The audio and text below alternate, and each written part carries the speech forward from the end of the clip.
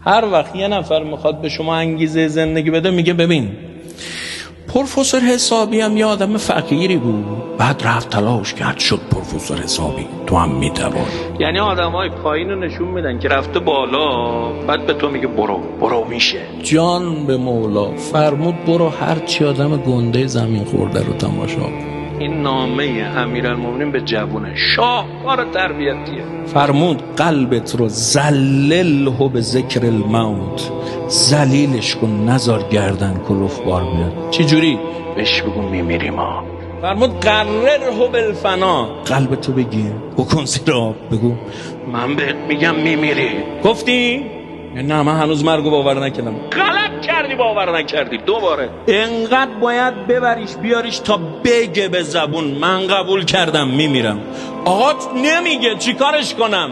امیرالمومنین فرمود بهش نشون بده فاجعه های دنیا رو، بترسونش از وحشی بازی های روزگار. برو قبلیاتو ببین، قبل از تو ازدواج کردم برو ببین، قبل از تو شاغل بودم برو ببین، قبل از تو رئیس بودم برو ببین، قبل از تو سخنران بودم برو ببین، قبل از تو مدعا بودم برو ببین، همشون زیر خاکم تمام شد. سیر امیرالمومنین میگه برو از قله شروع کن، سر بخور بیا پایین، هزار گدای موفقیت بار نیای، شازده باش آقا باش.